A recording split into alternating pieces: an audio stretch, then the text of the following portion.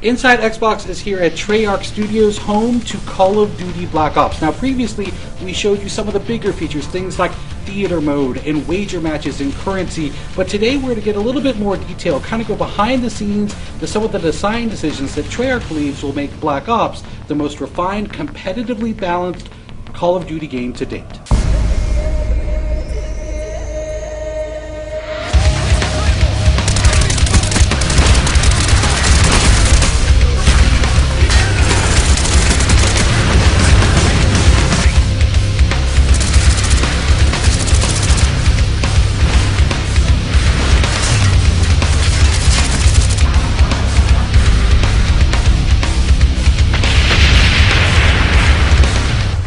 One of the great things about having such a large community of players playing our game is that it isn't very difficult for us to hear when fans do not like something about our game or they do like something about our game. All we have to do is listen, and we are listening.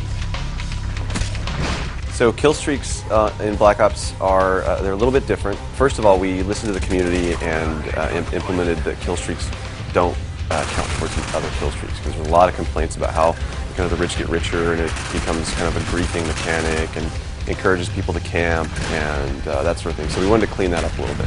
Secondary to that is that we wanted to make kill streaks feel more interactive. We didn't want to just do the fire and forget kind of thing where you just hit the button and go, because then there's no really risk reward there for the player. All of our kill streaks have some aspect of interactivity to them, whether it's the attack chopper picking a spot in the map where it goes and hovers rather than just letting it go and circle around the map. Or the mortar team, for example, you can pick 3 locations on the map and get a really fast targeted strike to those places. So the perk design philosophy is we want every perk to feel like it supports a specific gameplay style. So we want to kind of beef up this characterization of, if I select a perk, this represents me and how I play the game. So for example, we have a perk called Hacker. Hacker is similar to some of the perks in previous Call of Duty games where they let you see enemy deployed equipment in the world. The difference with Hacker is that you actually can go up to enemy equipment now and hack it so that it turns to your team, and the guy who owns that piece of equipment won't know that you've done that. One of the big changes that we're making in Black Ops multiplayer is that your perk 1 slot is what determines what your character model is. For example, Flak Jacket is one of them. Flak Jacket decreases explosive damage, so the character model is all beefed up. He's kind of, inspired by that bomb diffuser kind of guy with padding and extra elbow pads and knee pads and helmet. So you can tell from a distance at a glance that guy has Flak Jacket as one of his perk 1 slot selections. And if you throw a grenade, he's probably not gonna die from the grenade. A lot of suggestions made it in from the community, starting from those objective icons, the A and B icon. They'll fade away if the reticle over them, so no longer are they getting in your way when you're trying to shoot. Shotguns are primary weapons now again, so something like a shotgun is so lethal, it should behave like a shotgun, so it needs to be in that primary weapon slot. We have the grid coordinates on the overhead map, so whether you pull up your pause menu or in the top left corner, so it's going to be very, very easy for you to call out exactly where action is happening. Instead of having to say, oh, he's over by grandma's house, you can now say, oh yeah, he's in quadrant D, 3.